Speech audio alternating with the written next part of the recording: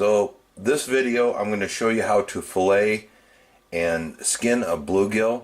This is the way I do it. There's many different ways, but if you have never done it before, I hope this video helps you guys out, and let's get to it. So here's a nice hefty guy I caught the other morning ice fishing, and it was so cold out everybody froze, so I had to put them in the sink to thaw, so they're a little slimy. So let's get started with cleaning it. I always pick a side, whether you're left-handed or right-handed, and I'll pull this fin back here, and right here where the gill starts, I'm going to want to make a cut all the way down to the spine and then down to the gill right here. Make it all the way down. Then I'm going to want to flip it onto this side here, and I'm going to want to follow the dorsal fin and just make a few cuts. Make sure that I'm on the ribs there, and once you get past the dorsal fin, you can go all the way through the fish and just follow the bone down. Then what I like to do is spread the fish open, and I'm just going to follow the rib cage down like this.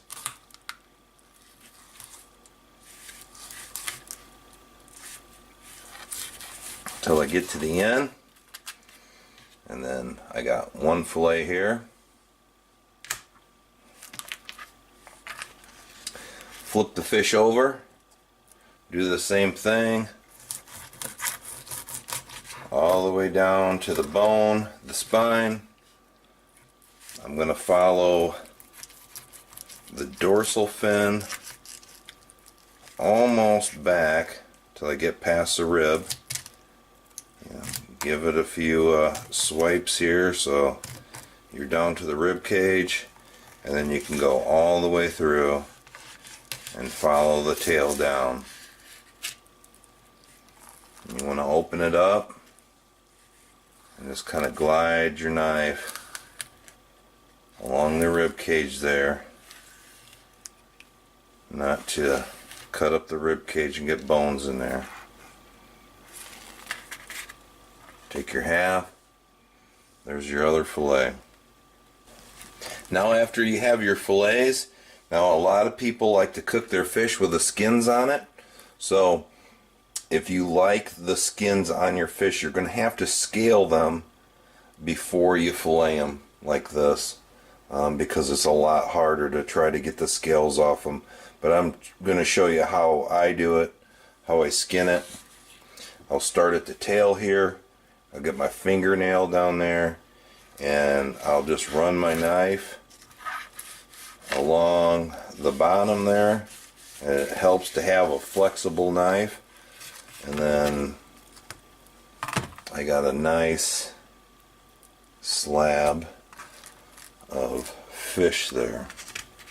See it again. You got your bluegill fillet. Kind of put your fingernail down there. Go down to the skin and just follow the skin, and that's why I said I like the flexible blade, because you can just follow the skin down, and then there is a nice fillet. Let's do it one more time, okay? And I'll just go through the process. I won't say anything, but like I said before, if you want the skin on, this is the time to scale them. Scale them all right now, and you can have a spoon and just get all the scales off them, and then you can have the skins on them. So let's just do this. I'm going to cut down through there.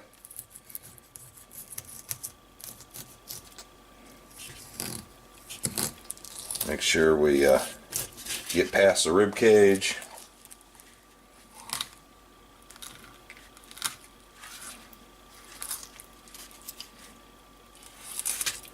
one fillet.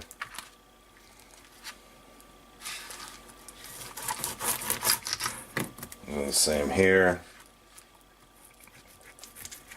It's very important to have a sharp knife, because if you don't have a sharp knife, this is going to be not a great experience for you. You're going to mess everything up. Just file the rib cage down. Our two fillets. Throw the carcass away.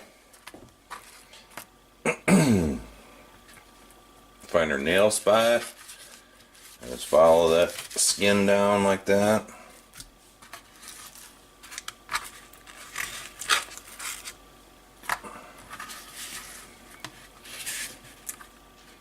Another nail spot.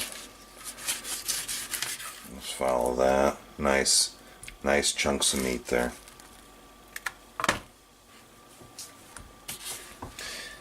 So guys, if you've never cleaned a fish before, I hope this helps you out. If you already know how to clean a fish, then this is nothing new for you guys. But like I said, I hope this helps somebody out. Maybe gives somebody some ideas. This is just the way I do it. Many other ways to do it. So until the next video, I hope you guys take care, and happy fishing.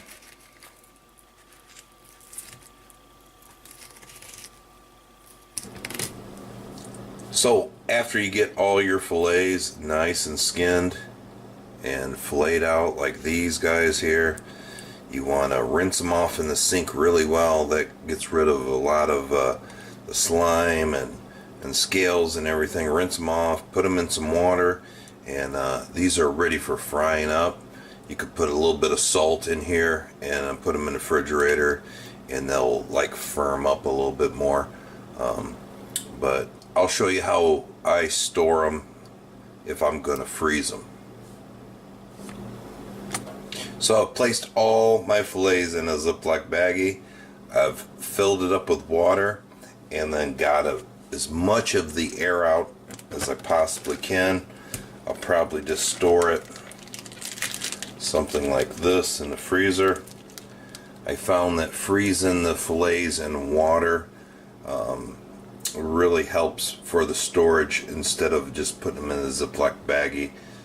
It seems like they get freezer burnt really fast, but storing them in water is the best way that I've found to store them in the freezer. I'll also mark what I got and the year.